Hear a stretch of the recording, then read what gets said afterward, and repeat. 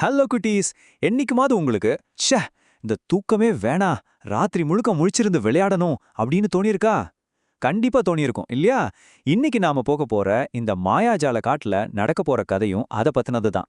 இந்த அழகான காட்டை பத்தி முதல்ல தெரிஞ்சுக்குவோம். இங்க இருக்கிற விலங்குகள் எல்லாம் பகல்ல சுறுசுறுப்பா உணவு தேடும்.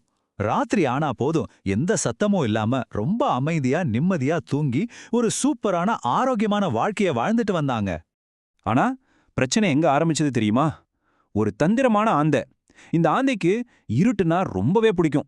பகல் முழுக்க கொரட்டை விட்டு தூங்கிட்டு ராத்திரியில முழிச்சிருந்து ஊர் சுத்துறது தான் இதோட வேலையே. அது மட்டுமா, ராத்திரியில நிம்மதியா தூங்குற மத்த விலங்குகளை பார்த்து ஏண்டா இப்படி தூங்கி வழியறீங்க அப்படின்னு கிண்டல் பண்ணவும் ஆரம்பிச்சது.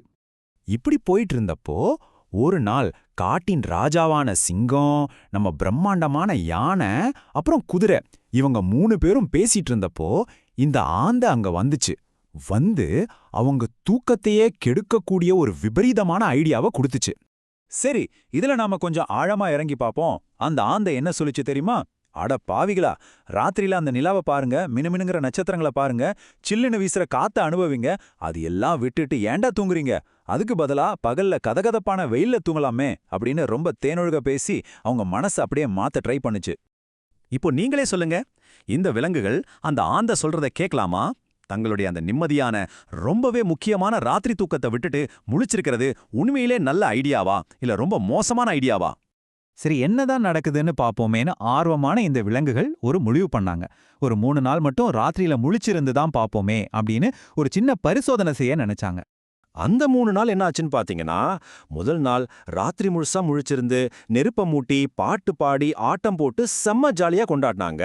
ஆனா 2வது நாளே அந்த முதல் நாள் இந்த உற்சாகம் அப்படியே காணாம போயிடுச்சு. 3வது நாள் நிலவரம் என்ன தெரியுமா? எல்லா விலங்குகளுக்கும் பயங்கரமான சோர்வு, உடம்பும் மனசும் சுத்தமா களைத்து போய் எதையோ பறிகொடுத்த மாதிரி ஒரு பெரிய குழப்பமான நிலைக்கு தள்ளப்பட்டுட்டாங்க. சரியா தூங்காததால என்னாச்சு? எப்பவும் சந்தோஷமா கலகலப்பா இருந்த அந்த காடு ரொம்ப சீக்கிரமாவே கோபமான சோர்வான ஒரு காடா மாறிப்போச்சு.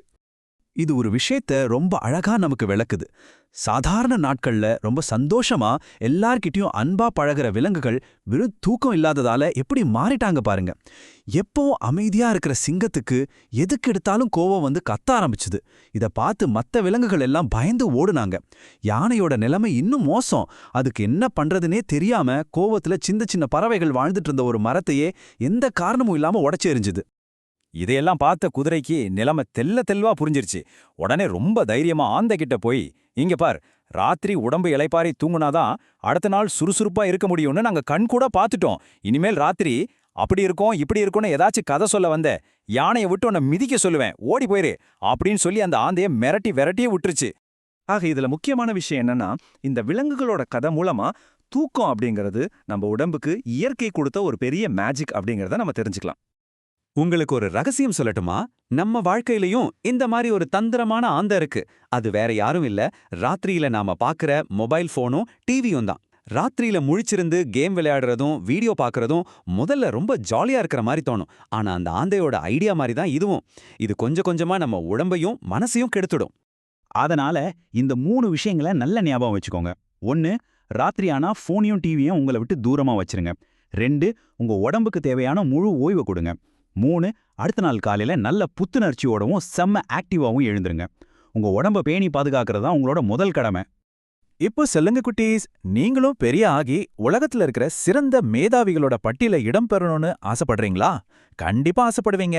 அப்போ இந்த தூக்கம்ங்கிற மேஜிக் பவரை சரியா பயன்படுத்துவீங்களா? இன்னைக்கு ராத்திரி நல்லா தூங்குங்க, காலையில சுறுசுறுப்பா எழுந்து உலகத்துல பெரிய சாதனை பண்ணுங்க, சரியா?